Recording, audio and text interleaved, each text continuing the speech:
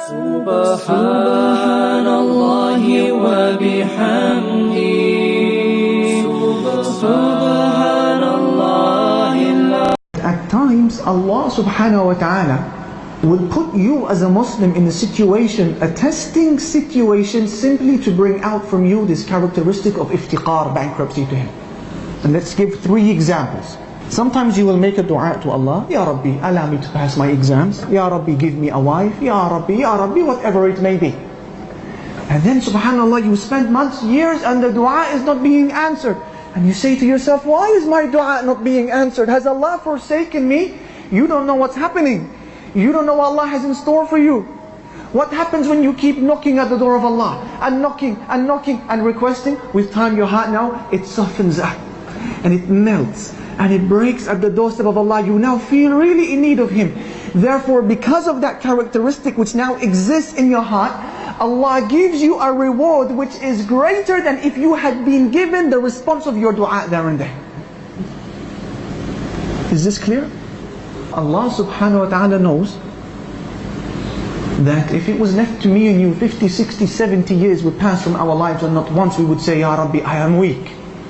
Therefore Allah puts you in a situation where it forces you to say, Ya Rabbi, I am weak. Therefore your place in Jannah is raised.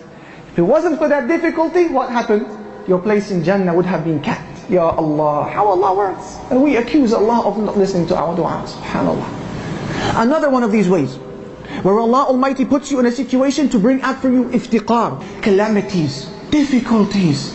I can guarantee, if I was to ask any of you, my beloved brothers, to come here and take this place, and to tell everybody about the time when you felt closest to Allah subhanahu wa ta'ala, what will the majority say? When I got married? La wallahi, no. When I had my first kid? No. When I found a job, or when I graduated, or, wallahi, none of these would apply. Rarely.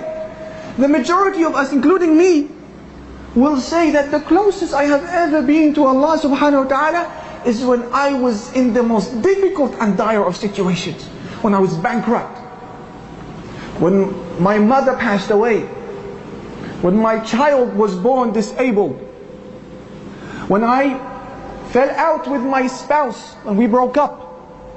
You experience difficulty. They say this was when I was closest to Allah subhanahu wa ta'ala. Why? Because at that moment you notice that every other rope had cut. And there's only one more rope now left for you. That's the rope of Allah. So you held on to it. You had no choice. And you called and you cried and you called and you cried. You became so close to Allah.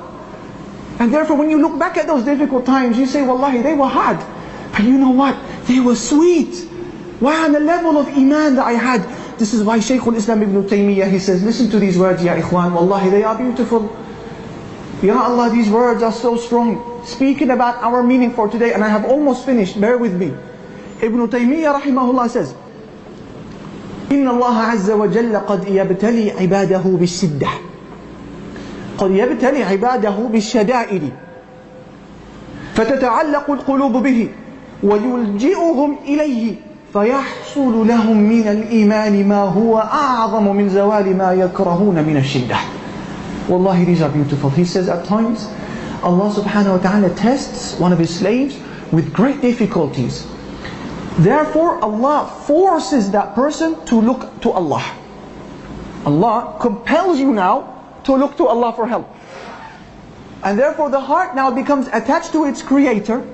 And therefore the level of iman that you get because of this difficulty is greater for you and more beneficial than the remover of the calamity itself. You with me, my brothers and sisters? How much Allah Almighty loves this act of worship. A third situation where a person is put in by Allah Almighty, which forces you to express your weakness to Him. Sins. Allah Almighty at times opens up a door of sin for one of the most righteous of slaves. Why? Because Allah loves to forgive. طيب. But before forgiveness can take place, what does that slave have to express? Repentance, afwan, nadama, regret, a broken heart, bankruptcy, iftiqar to Allah. Allah wants to remind that righteous person, hey, you can sin. Don't forget. He's, alhamdulillah, praying, fasting, giving lectures, listening to lectures, benefiting, organizing halaqat, improving her appearance, raising children, etc., etc. And then, subhanAllah, with time, hidden arrogance that begins to appear in the heart of this individual, which is so discreet that he denies it. I'm not arrogant, astaghfirullah. Arrogance is haram, but he is arrogant. And his parents can't even talk to him anymore now, because he's righteous. And his friends, they can't communicate with him anymore, because he feels he's a level above everybody else. Therefore, what does Allah Almighty do? Out of mercy, He opens up for him a door of sin, and he enters it. What does he do the moment he commits the sin? He lowers his head. Astaghfirullah. Wow, I forgot that I could sin. And then he begins to call upon Allah. And he begins now to bring iftiqar in his life that was missing all those years. He had a lot of acts of worship, mashallah. And they were increasing, these acts of worship. But what was missing? Dhul, humility, crying, weeping, feeling that I am nothing, it's all from you. Therefore Allah opens up a door for sin, and what? His heart breaks, and it takes him to Jannah. That is why some of the pious predecessors would say, a person may commit a sin, and that sin will take him to paradise. And a person may do a good deed, and that good deed will take him to the fire. Ya Allah, how does that work? Ibn al-Qayyim says, easy. You commit a good deed, and then you continue to remember that good deed when you're awake, when you're asleep, when you're standing, when you're sitting, when you're lying down. And you begin to feel impressed with yourself and content. Man, I'm going to enter Jannah from every one of its 8 gates. I wonder which one I'm going to go through.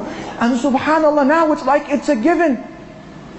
Until this good deed ends up taking you to the fire. And a person may commit a sin, like we all do. But he remembers that sin in the morning and the evening. And he thinks, Ya Allah, has Allah forgiven me? He remembers it when he's standing, sitting and lying down. Has Allah forgiven me?